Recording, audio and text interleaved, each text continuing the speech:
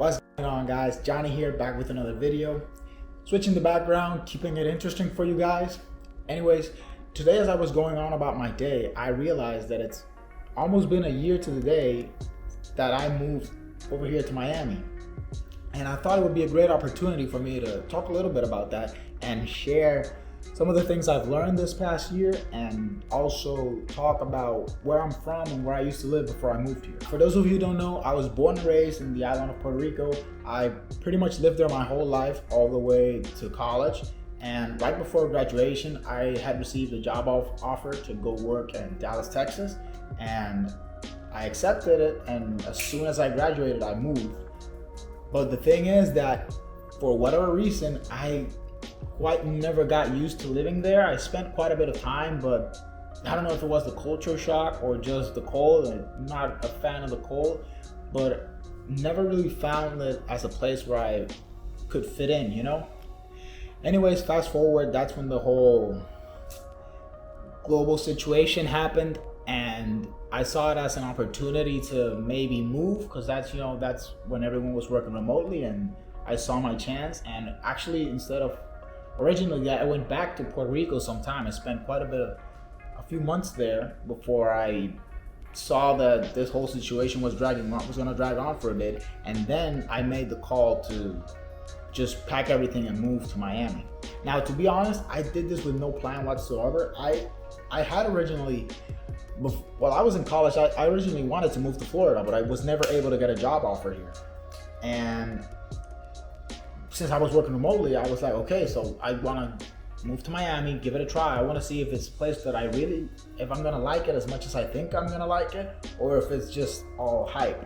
And spoiler alert, yes, I like it. I'm not moving. But anyway, when I got here, I thought it was going to be a short-term deal. I moved on October, and I was expecting to be here maybe till January. I was expecting to get called back into the office, but thankfully that didn't happen. And it's been a great experience so far. I know Miami gets a lot of bad rep.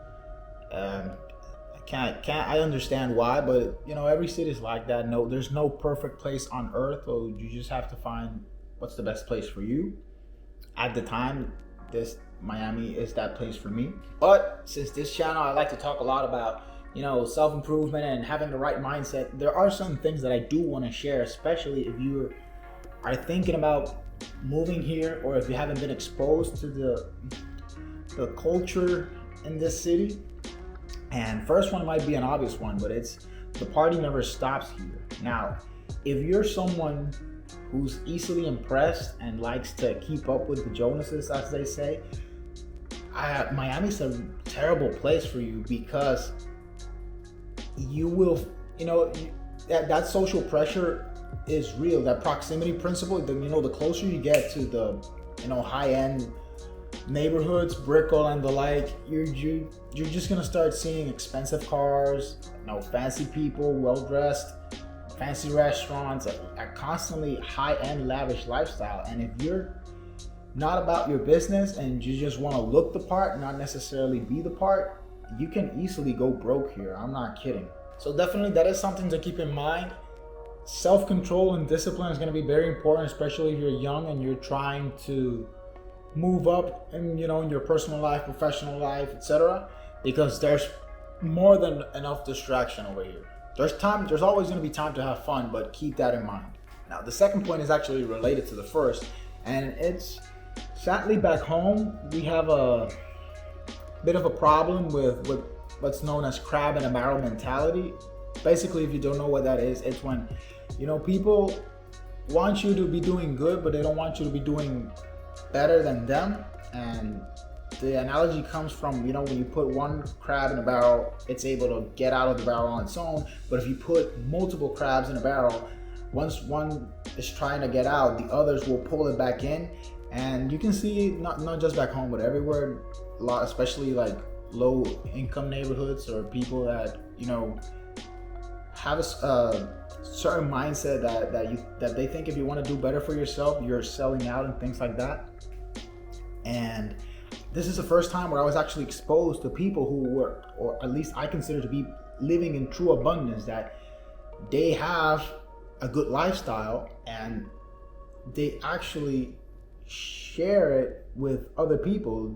You know, they provide opportunities, facilitate interaction. It's not a competition. They don't treat it as a zero-sum game. They actually offer insight onto how you can achieve that, get to that level of lifestyle for yourself. And that's something that struck me, because I grew up programmed with the mindset that, you know, either you're born rich and wealthy or you're not. And, you know, people who have money are arrogant and they don't care about anyone but themselves. So they're selfish. And if you're a middle class or lower class person trying to come up, you're gonna be considered a sellout. You forgot about your people. I've dealt with all that shit.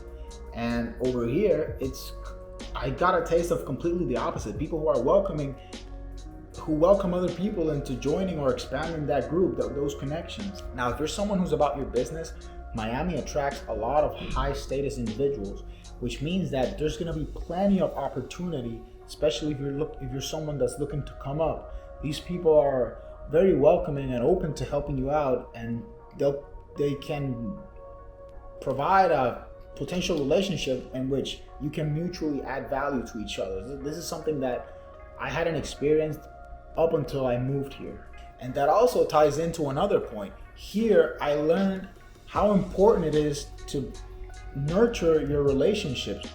Your day-to-day experience is basically going to be determined by the people you know and the people that know you. And I used to think that was a bad thing, but you're gonna learn it's not. You know, life is pretty much everything. It's just people talking, people relating to each other, business, friendships, jobs, your family. You know, those interactions. It's very important to be aware of how to interact with people in a well-mannered way and be someone who's worth knowing too. There were certain things that before I never saw the value in, and over this past year specifically, I've learned the importance I learned to see the value in things like paying for access, paying for knowledge.